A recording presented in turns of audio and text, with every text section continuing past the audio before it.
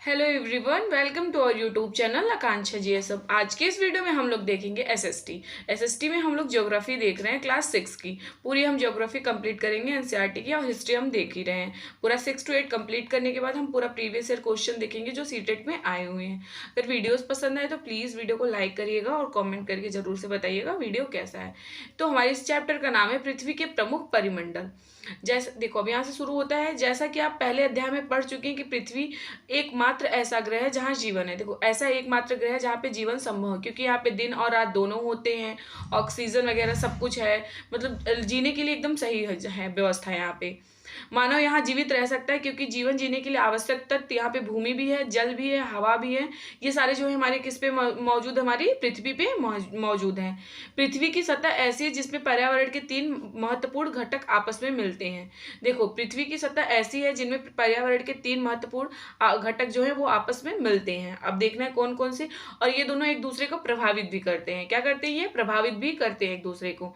पृथ्वी का ठोस भाग जिस पर हम रहते हैं, भूमंडल। देखो, हम जिस पे हम लोग रहते हैं, हमारी पृथ्वी जो है उसको भूमंडल, ये ठोस भाग है ना। अगर ठोस नहीं होता तो दलदली वगैरह टाइप का होता तो धड़ाम से नीचे अंदर पता नहीं कहाँ गायब हो गए थे। तो ये ठोस है, इसको हम क्या बोलते हैं? भूमंडल। भूमंडल कहा जाता है।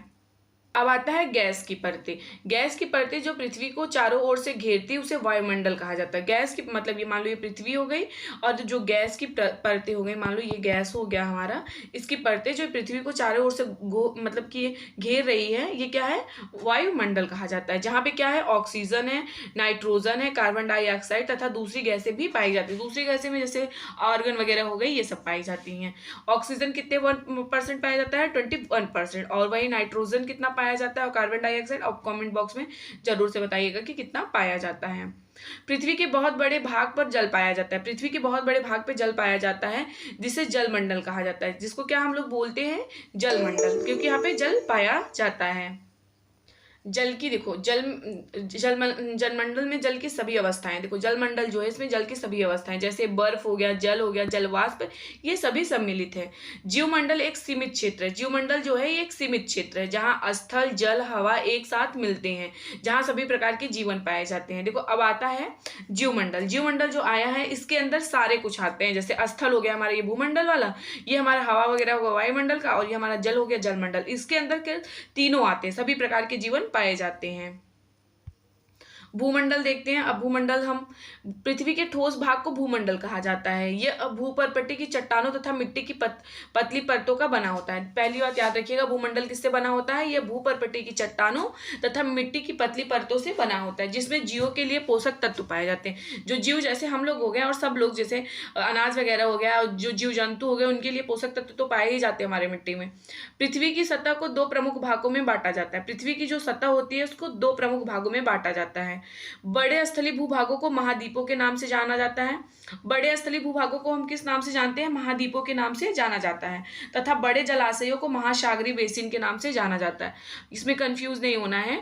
बड़े स्थलीय भूभागों को महाद्वीप के नाम से जाना जाता है तथा बड़े जलाशयों को महासागरीय बेसिन के नाम से जाना जाता है। विश्व के सभी महासागर आपस में एक दूसरे से जुड़े हुए हैं। विश्व के सभी महासागर जो हैं एक दूसरे से जुड़े हुए हैं। विश्व के मानचित्र को देखिए, अभी हम मानचित्र आपको दिखाते हैं। क्या सभी स्थलीय भूभाग एक दूसरे से आपस में जुड़े हुए हैं? समुद्री जल का तल सभी जगह समान होता है। समुद्री जल का तल जो होता है मतलब कि वो सभी जगह पे समान होता है। स्थल की ऊंचाई को समुद्र तल से मापा जाता है। ये क्वेश्चन बहुत बार आ चुका है कि स्थल की ऊंचाई को किससे मापा जाता है? समुद्र तल से मापा जाता है। मान लो ये समुद्र है, इसके तल से ही मापा जाता है स्थल की ऊंचाई को, जिसे शून्य माना जाता है। स्टार्टिंग में इसको कितना हम मानते हैं? शून्य मानते हैं, 0 मानते हैं। अब देखिए, विश्व का सबसे ऊंचा शिखर माउंट एवरेस्ट समुद्र तल से कितना है? ये देखो, अगर ये समुद्र है, यहाँ समुद्र तल से माउंट एवरेस्ट कितना है? तो 8,848 मीटर ऊंचा है। विश्व का सबसे गहरा भाग, देखो अब ये तो हमने माउंट एवरेस्ट के बारे में देख लिया। अब हम देखते हैं विश्व का सबसे गहरा भाग। प्रशांत महासागर का मेरियाना गर्त है। मेरियाना गर्त जो है विश्व का सबसे गहरा भाग है, ये जो प्रशांत महासागर में स्थित है। अब इसकी गहराई देखिए, इसकी गहराई जो है ना 11,022 मीटर है। कितना है? 11,022 मीटर है। क्या आपने कभी कल्पना की है कि समुद्र की गहराई पृथ्वी के सबसे ऊंचे भाग से इतनी अधिक भी हो सकती है? मतलब ये कल्पना करने के लिए बता रहा है, ये भी बच्चे के लिए, हमारे लिए तो है नहीं है। अब हम महाद्वीप के बारे में देखते हैं। महाद्वीप पृथ्वी पर 7 प्रमुख महाद्वीप है। सबसे पहले बात याद रखिएगा, हमारे कितने महाद्वीप हैं, तो 7 महाद्वीप हैं। ये विस्तृत जल राशि के द्वारा एक दूसरे से अलग है, मतलब कि विस्तृत जल राशि मतलब ये जल राशि हो गई, ये जल राशि हो गई, जैसे इसका भाग, तो एक दूसरे से ये सब अलग अलग इस तरह से हुए हैं, मतलब एक ही में नहीं है ये। जैसे पहला हो गया एशिया, यूरोप, अफ्रीका, उत्तरी अमेरिका, दक्षिण अमेरिका, ऑस्ट्रेलिया तथा अंटार्कटिका। ये याद रखिएगा इनका नाम, इन सबका नाम याद रखिएगा। अभी हम डिटेल्स में इसको पूरा देखेंगे। विश्व के मानचित्र को देखिए, वही मानचित्र की बात कर रहा हूँ। ध्यान दीजिए कि स्थल का बहुत बड़ा भाग उत्तरी गोलार्ध में पाया जाता है। स्थल का बहुत बड़ा जो भाग है ना, वो उत्तरी गोलार्ध में पाया जाता है। उत्तरी गोलार्ध मैंने आपको डायरेक्शन से बताया था, ये नॉर्थ साइड है जिसको हम उत्तर बोलते हैं, तो इधर स्थित है उत्तरी गोलार्ध। अब देखो एशिया के बारे में देखते हैं। एशिया विश्व का सबसे बड़ा महाद्वीप है। एशिया जो है ना, ये विश्व का सबसे बड़ा महाद्वीप है। यह पृथ्वी के, देखो हमारा इंडिया भी एशिया महाद्वीप में ही आता है। यह पृथ्वी के कुल क्षेत्रफल के 1/3 भाग में फैला है। यहाँ से आपको लाइन टू लाइन क्वेश्चन दे देगा।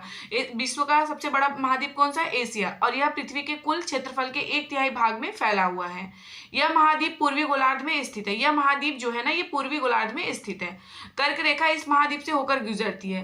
कर्क रेखा जो है इस महाद्वीप से होकर गुजरती है। मान लो ये हो गया हमारा एशिया, एक तरह से आप समझ लीजिए, और कर्क रेखा इस महाद्वीप से होकर गुजरती, मान लीजिए हमारा कर्क रेखा है, यहाँ से होकर गुजर रही है। एशिया के पश्चिम में यूराल पर्वत है। देखो एशिया के पश्चिम में जो है यूराल पर्वत है। यूराल पर्वत जो हो गया वो एशिया के पश्चिम में, इसे यूरोप से अलग करता है। जो इसे यूरोप से, देखो आपसे ये सीधे सीधे क्वेश्चन पूछता है एशिया को और यूरोप को कौन अलग करता है, तो यूराल पर्वत, इसलिए इसको हम यूरेशिया भी कहते हैं। यूरोप और एशिया के संयुक्त भाग को यूरेशिया कहा जाता है। यूरोप प्लस एशिया कहा जाता है, तो आपको याद रखिएगा। मतलब यूराल पर्वत जो है एशिया और यूरोप को अलग करता है। यूरोप एशिया में से बहुत छोटा है। यूरोप जो है हमारा वो एशिया से बहुत छोटा है। यह महाद्वीप एशिया के पश्चिम में स्थित है। यह एशिया के पश्चिम में स्थित है। आर्कटिक वृत्त इससे होकर गुजरती है। इससे होकर कौन सी वृत्त गुजरती है? आर्कटिक जो वृत्त है इससे होकर गुजरती है। यह 3 तरफ से जल से घिरा है। यूरोप जो है ना, ये 3 तरह से जल से घिरा है। मतलब मान लो ये यूरोप हो गया हमारा, इस तरह से देखते हैं, मान लीजिए ये यूरोप हो गया, तो ये 3 तरफ से, इस तरफ हो गया, इस तरफ 3 तरफ से ये जल से घिरा हुआ है। ये 3 तरफ से जल से घिरा। विश्व के मानचित्र को देखिए तथा इसकी स्थिति का हमें पता लगाना है किधर है। अब अफ्रीका आता है। अफ्रीका एशिया के बाद विश्व का दूसरा सबसे बड़ा महाद्वीप है। अगर दूसरा पूछेगा तो आपसे इसे घुमा घुमा के क्वेश्चन ऐसा ही पूछेगा, दूसरा तीसरा। पहला तो सबको पता चल चुका है। तो अफ्रीका के बाद, अफ्रीका जो है एशिया के बाद दूसरा सबसे बड़ा महाद्वीप है। विषुवत वृत्त यानी विषुवत वृत्त जिसको हम या फिर 0 डिग्री अक्षांश कहते हैं, इक्वेटर लाइन कहते हैं, इसके लगभग मध्य भाग से गुजरता है। मान लो ये अफ्रीका हो गया, इस महाद्वीप, अफ्रीका महाद्वीप के लगभग बीचों बीच से कौन गुजरता है? इक्वेटर लाइन जो है। अफ्रीका का बहुत बड़ा भाग उत्तरी गोलार्ध में स्थित है। अफ्रीका का जो बहुत बड़ा भाग है ये उत्तरी गोलार्ध में स्थित है। अभी चित्र देखने के लिए आपसे कह रहा है। यह एक ऐसा द्वीप है जिससे होकर कर्क, विषुवत और मकर तीनों रेखाएं गुजरती हैं। ये क्वेश्चन बहुत बार आया है, वैसे भी स्टैटिक जीके के लिए भी बहुत ही ज्यादा इंपॉर्टेंट है। ऐसा कौन, अफ्रीका मतलब महाद्वीप जो है इससे होकर तीनों रेखाएं गुजरती है। आपसे क्वेश्चन पूछ लेगा कि ऐसा कौन सा महाद्वीप है जिससे होकर तीनों रेखाएं गुजरती है, यानी कर्क रेखा, विषुवत और मकर तीनों रेखाएं जो है ये सिर्फ किससे गुजरती है? अफ्रीका महाद्वीप से होकर गुजरती हैं। अब हम सहारा का रेगिस्तान देखते हैं। रेगिस्तान जो है विश्व का सबसे बड़ा गर्म रेगिस्तान है। रेगिस्तान जो है ना, ये विश्व का सबसे बड़ा गर्म रेगिस्तान है जो कि अफ्रीका में स्थित है। यह महाद्वीप चारों ओर से समुद्र एवं महासागरों से घिरा है। ये महाद्वीप जो है ना, ये चारों तरफ इसके मतलब समुद्र और महासागरों से घिरा हुआ है, चारों तरफ इसके। और इस विश्व की सबसे लंबी नदी, देखो विश्व की सबसे लंबी नदी कौन है? अफ्रीका से होकर गुजरती। कौन सा है ये नदी? नील नदी। नील नदी याद रखिएगा, विश्व की सबसे लंबी नदी है और ये भी अफ्रीका से होकर गुजरती है। अफ्रीका का मानचित्र देखिए तथा बताइए कि कर्क रेखा, मकर रेखा तथा विषुवत वृत्त इनके किन किन भागों से होकर गुजरती है। ये क्वेश्चन बहुत बार पूछ चुका है और बताना भी रहता है हमें। अब हम उत्तरी अमेरिका देखते हैं। उत्तर अमेरिका जो है ना, विश्व का तीसरा सबसे बड़ा महाद्वीप है। मतलब उत्तर अमेरिका जो है ये विश्व का तीसरा सबसे बड़ा। पहले पे कौन आता है? एशिया आता है हमारा, फिर उसके बाद अफ्रीका आता है, और उसके बाद कौन आता है? उत्तरी अमेरिका आता है, उसके बाद से सब आते हैं। तो दक्षिण अमेरिका से एक सक्रिय स्थल से जुड़ा। देखो स्थल की, अगर जल संधि और स्थल संधि में आपको कंफ्यूज नहीं हो गया, जल की बात होगा तो जल से जुड़ा होगा। जैसे श्रीलंका और इंडिया में कौन से? पाक जल संधि। और वैसे ये जो है ये स्थल संधि, यानी स्थल से, एक सक्रिय स्थल से जुड़ा हुआ है। हुआ है, जल से नहीं जुड़ा है। इसका क्या नाम है? अगर आपसे पूछ लेगा उत्तरी अमेरिका और दक्षिणी अमेरिका किससे जुड़े हुए हैं, तो पनामा जल संधि से, पनामा जल संधि से। तो इसका राइट आंसर होगा पनामा जल संधि। और ये बहुत बार, हर बार स्थल संधि, जल संधि से क्वेश्चन आते हैं। ये आप मैप से समझिए, उत्तरी अमेरिका हो गया, ये दक्षिणी अमेरिका, और इसको कौन सी स्थल संधि जोड़ रहा है, तो पनामा स्थल संधि जोड़ रहा है। स्थल देखो, अभी हमने आपको बताया स्थल संधि क्या होता है। स्थल का एक सकरा भाग होता है जो बड़े दो स्थलीय भागों को एक दूसरे से जोड़ता है। वहीं जल संधि की बात होती तो पानी की बात होती है, मतलब जल संधि का पानी का सकरा भाग होता है जो बड़ी, मतलब कि दो बड़ी जल राशि समुद्र तथा महासागरों को एक दूसरे से जोड़ती है। जैसे मान लो ये हो गया हमारे इंडिया का हो गया, ये श्रीलंका का, मैंने आपको पहले ही बताया था पाक जल संधि इनके बीचों बीच में है। हर बार ये क्वेश्चन आता है, पाक जल संधि, पनामा से, इनसे बहुत बार क्वेश्चन आ चुका है। और यह महाद्वीप जिसके बारे में हम पढ़ रहे थे, उत्तर महाद्वीप, उत्तरी अमेरिका महाद्वीप पूरी तरह से उत्तरी एवं पश्चिमी गोलार्ध में स्थित है।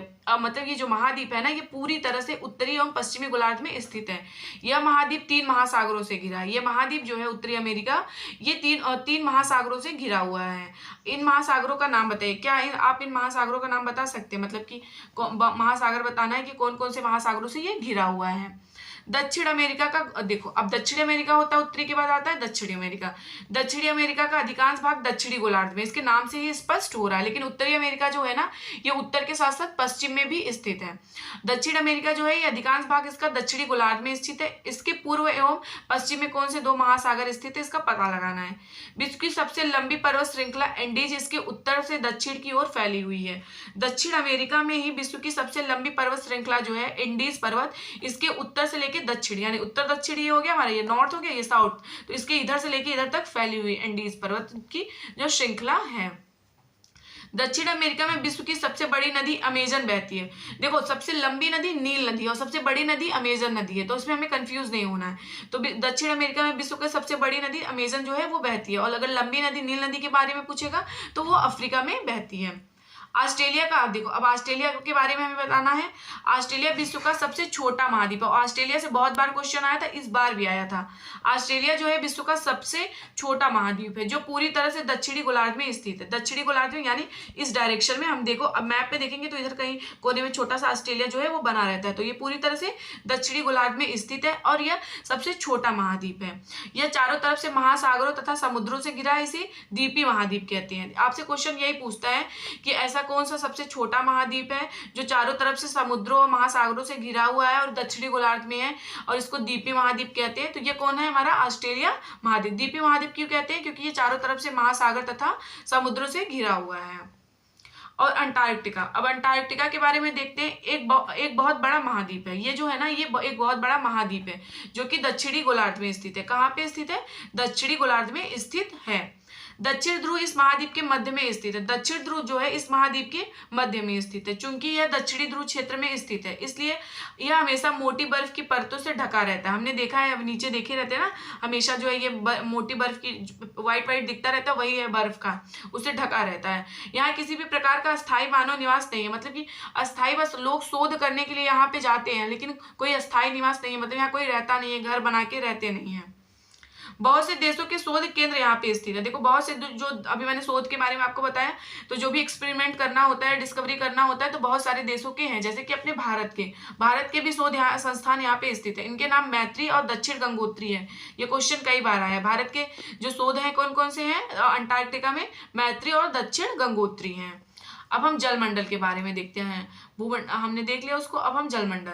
पृथ्वी को नीला ग्रह कहा जाता है। पृथ्वी को नीला ग्रह कहा जाता है, ये हम पहले चैप्टर में पढ़ चुके हैं, सौरमंडल में। पृथ्वी का 71% भाग जल तथा 29% भाग स्थल है। मतलब कि 71 हो गया, जैसे मान लीजिए हमारी पृथ्वी हो गई, इसमें 71% में क्या है? ये 71% हो गया, इसमें पानी है। और यहीं पे जो हमारा 29% आया वो स्थल है, मतलब रहने वहने के लिए है, जैसे पहाड़ पर्वत सब आते हैं इसमें देखो क्या क्या आता है। इसमें महासागर, नदियां, झीलें, हिम नदियां, भूमिगत जल तथा वायुमंडल की जलवाष्प सभी सम्मिलित, मतलब इसके अंतर्गत सब कुछ आते हैं। जैसे महासागर हो गई, नदियां हो गई, झीलें, हिम नदियां, भूमिगत जल, वायुमंडल की जलवाष्प, मतलब सभी कुछ सम्मिलित है इसमें। पृथ्वी पर पाए जाने वाले 97% से अधिक भाग महासागरों में पाया जाता है। देखो पृथ्वी पे जो जल पाया जाता है ना, उसमें 97% से अधिक भाग जो जल है वो कहाँ पे पाया जाता है, वो महासागरों में पाया जाता है। वह इतना अधिक खारा होता है। देखो तब मतलब अगर आपके मन में आता है जब इतना ज्यादा पानी पाया जाता है तो हर जगह पे लोगों को सूखे का सामना क्यों करना पड़ा है, क्योंकि ये इतना ज्यादा खारा होता है कि पीने के लायक नहीं है। अगर इसको पानी को अगर हम पिएंगे तो फिर तरह तरह की बीमारी होगी, इंसान पी भी नहीं पाएगा खारा पानी, मानव के उपयोग में नहीं आ सकता। मतलब इतना खारा है कि हम पिएंगे इसके उपयोग में आ भी नहीं सकता। शेष जल का भाग बहुत बड़ा भाग है। देखो शेष जल का बहुत बड़ा भाग जो है बर्फ की परतों तथा हिम नदियों तथा भूमिगत जल के रूप में पाया जाता है। मतलब और बाकी जो पानी बचते हैं तो बहुत सारे जो होते हैं तो वो बर्फ की परत हो गया, हिम नदी हो गया तथा भूमिगत जल के रूप में पाया जाता है। जल का बहुत कम भाग अलवण जल के रूप में आता है। अलवण जल से बहुत क्वेश्चन आता है, याद रखिएगा। जल का बहुत कम भाग जो है अलवण जल के रूप में पाया जाता है, जो मनुष्य के इस्तेमाल में आता है। यही कारण है कि नीले ग्रह में रहने के बावजूद हम पानी की कमी महसूस करते हैं। अभी मैंने आपको बताया क्योंकि पानी जो है पीने के लायक नहीं, बहुत ही कम जल का भाग जो है वो अलवण जल के रूप में पाया जाता है, यानी जिसको हम पी सकते हैं। अब हम महासागरों के बारे में देखते हैं। महासागर, देखो महासागर जो है जलमंडल के मुख्य भाग हैं, जो ये आपस में एक दूसरे से जुड़े हुए हैं। महासागरीय जल हमेशा गतिशील रहता है। महासागरीय जल जो है ना हमेशा गतिशील रहता है, मतलब हमेशा मोशन करता रहता है, जैसे इस तरह से हमेशा उठता रहता है। जैसे इसमें तरंगे वगैरह आती रहती है, जैसे भी मैंने आपको बताया। ज्वार भाटा तथा महासागरीय धाराएं महासागरीय जल की 3 मुख्य गतियां हैं। यहाँ से बहुत क्वेश्चन आते हैं। जैसे महासागरीय की 3 महत्वपूर्ण गतियां कौन सी हैं? तरंगे हो गई, ज्वार भाटा हो गए तथा महासागरीय धाराएं हो गई। बड़े से छोटे आकार के आधार पर क्रमशः महासागर 5 हैं। देखो आपसे महाद्वीप मैंने आपको पहले बताया 7 है और महासागर कितने हैं? 5 है। सबसे बड़ा कौन है? प्रशांत महासागर है, उसके बाद अटलांटिक महासागर है, फिर हिंद महासागर है, फिर दक्षिण महासागर है तथा आर्कटिक महासागर है। फर्स्ट पे कौन आता है? प्रशांत महासागर, उसके बाद अटलांटिक महासागर, फिर हिंद महासागर, फिर दक्षिण महासागर, फिर उसके बाद आर्कटिक महासागर आते हैं। इन 5 का नाम याद रखिएगा, आपको क्रम से लगाने के लिए बहुत बार क्वेश्चन आ चुका है।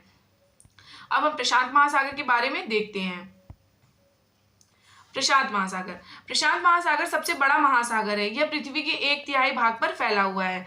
देखो प्रशांत महासागर जो है सबसे बड़ा महासागर है, ये पृथ्वी के 1/3 भाग पर फैला हुआ है। पृथ्वी का सबसे गहरा भाग मेरियाना गर्त प्रशांत महासागर में स्थित है। अभी आपको इसकी गहराई बताना है कितना है, मैंने अभी आपको बताया, कमेंट बॉक्स में जरूर से बताइए ताकि भूलिएगा नहीं। प्रशांत महासागर लगभग वृत्ताकार है। ये भी क्वेश्चन आ चुका है कि प्रशांत महासागर का आकार कौन सा है, तो वृत्ताकार है, यानी सर्कल शेप में है प्रशांत महासागर जो है।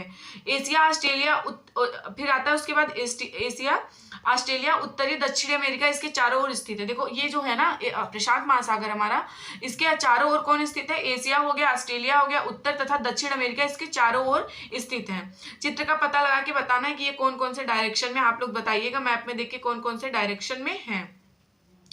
अटलांटिक महासागर विश्व का दूसरा सबसे बड़ा महासागर है। फर्स्ट पे हो गया प्रशांत, फिर उसके बाद आता है अटलांटिक महासागर। ये विश्व का दूसरा सबसे बड़ा महासागर है। यह अंग्रेजी भाषा के यस अक्षर के आकार का है। इसका मतलब पूछेगा आपको शेप कैसा है, तो यस। अगर आपका प्रशांत था तो ये सर्कल हमारा वृत्ताकार है, और अगर ये अटलांटिक महासागर जो एस आकार का है, एस आकार का है। इसके पश्चिम किनारे पर एवं उत्तर दक्षिण अमेरिका है। इसके पश्चिम किनारे पर कौन है? उत्तर एवं दक्षिण अमेरिका, तथा पूर्वी किनारे पर यूरोप तथा अफ्रीका है। देखो आपसे सीधे क्वेश्चन पूछ लेगा कि मतलब कि अटलांटिक महासागर के पूर्वी पश्चिमी किनारे पे कौन है, तो पश्चिमी किनारे पे ये हमारा वेस्ट जो हो गया, इसके किनारे पे कौन है? उत्तरी तथा दक्षिणी अमेरिका। अब पूर्वी किनारे पे कौन है? यूरोप एवं अफ्रीका है। अटलांटिक महासागर की तटरेखा, अब देखो यहाँ से भी क्वेश्चन आता है। अटलांटिक महासागर की तटरेखा बहुत अधिक दंतुरित है। यह अनियमित और दंतुरित तटरेखा प्राकृतिक दंतुरित जो ये तटरेखा है प्राकृतिक पोताश्रय या पत्तनों के लिए आदर्श स्थित है। मतलब कि इसमें जो पोताश्रय जो पानी वाला जहाज वगैरह होता है ना, उसको चलाते हैं, इसके लिए बहुत ज्यादा सही है। व्यापार की दृष्टि से सबसे व्यस्त महासागर है, मतलब व्यापार के लिए बहुत ज्यादा सही है। मतलब कि व्यापार की दृष्टि से हमेशा जहाज आते जाते रहते हैं। व्यापार की दृष्टि से सबसे व्यस्त महासागर है। हिंद महासागर ही एक ऐसा, अब हिंद महासागर शुरू होता है यहाँ से। हिंद महासागर ही एक ऐसा महासागर है जिसका नाम किसी देश के नाम पर यानी भारत के नाम पे रखा गया है। एकमात्र ऐसा महासागर है जो हमारा देश है उसके नाम पे रखा गया है। यह महासागर लगभग त्रिभुजाकार है। हमारा जो हिंद महासागर है ट्रायंगल शेप का है, ट्रायंगल शेप का है। इसके उत्तर में एशिया, इसके उत्तर में, मतलब ये हमारा हिंद महासागर, आप इसको मान लीजिए हिंद महासागर हो गया। इसका उत्तर ये हो गया ना, इसके उत्तर में क्या है? एशिया हो गया। इसके पश्चिम में क्या हो गया, अफ्रीका हो गया। इसके पूर्व में क्या हो गया, ऑस्ट्रेलिया स्थित है। तो ये हमें भूलना नहीं है इसके बारे में। अब आता है दक्षिणी महासागर अंटार्कटिका महाद्वीप को चारों ओर से घेरता है। यह अंटार्कटिका महाद्वीप से उत्तर की ओर 60 डिग्री दक्षिणी अक्षांश तक फैला हुआ है। आर्कटिक महासागर फिर आता है। अब इसके बाद कौन आता है, आर्कटिक महासागर उत्तर ध्रुव वृत्त में स्थित है तथा यह उत्तर ध्रुव के चारों ओर फैला हुआ है। यह प्रशांत महासागर से छिछले जल वाले एक संकरे भाग से जुड़ा हुआ है जिसे बेरिंग जल संधि के नाम से जाना जाता है। आपसे क्वेश्चन पूछ लेगा बेरिंग जल संधि से कौन जुड़ा हुआ है, तो कौन जुड़ा हुआ है, आर्कटिक महासागर और प्रशांत महासागर एक दूसरे से जुड़े हैं, वो भी किसके तहत, बेरिंग जल संधि के तहत। यह उत्तर अमेरिका के उत्तरी तटों तथा यूरेशिया से घिरा हुआ है। अब वायुमंडल यहाँ से स्टार्ट होता है हमारा। हमारी पृथ्वी चारों ओर से गैस की एक परत से घिरी हुई है। देखो हमारी पृथ्वी जो है ना, अभी मैंने आपको बताया था कि हमारी मान लीजिए पृथ्वी हो गई, ये अर्थ हो गया हमारा, इसको चारों ओर ये जो गैसों से घिरी हुई है जिसे हम वायुमंडल कहते हैं। वायुमंडल की यह पतली परत इस ग्रह का महत्वपूर्ण एवं अटूट भाग है। यह हमें ऐसी वायु प्रदान करती है जिससे हम लोग सांस लेते हैं।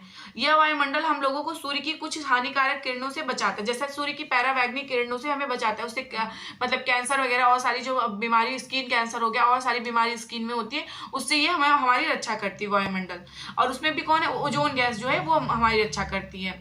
वायुमंडल 1600 किमी की ऊंचाई तक फैला हुआ है। वायुमंडल जो है 1600 किलोमीटर की ऊंचाई तक फैला हुआ है। वायुमंडल को उसके घटकों, तापमान तथा अन्य के आधार पर 5 परतों में बांटा जाता है। यहाँ से बहुत क्वेश्चन आता है। देखो पूरे एसएसटी में अगर सबसे ज्यादा क्वेश्चन कहीं से आता है ना, तो ज्योग्राफी में सबसे ज्यादा ज्योग्राफी से आता है, फिर हिस्ट्री से क्वेश्चन आता है। आपको प्रीवियस ईयर सारे पेपर उठा के देख लीजिए।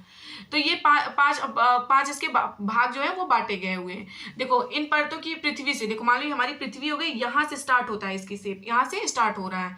सबसे पहले क्षोभ मंडल आता है, क्षोभ मंडल आता है, फिर समताप मंडल आता है, मध्य मंडल आता है, आयन मंडल आता है, फिर बहिर्मंडल आता है।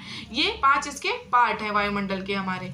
वायुमंडल मुख्यतः ऑक्सीजन एवं नाइट्रोजन का बना है, जो कि साफ तथा शुष्क हवा का 99% भाग है। इसका जो अभिप्राय है यह है कि वायुमंडल जो है मुख्यतः ऑक्सीजन और नाइट्रोजन से बना हुआ है।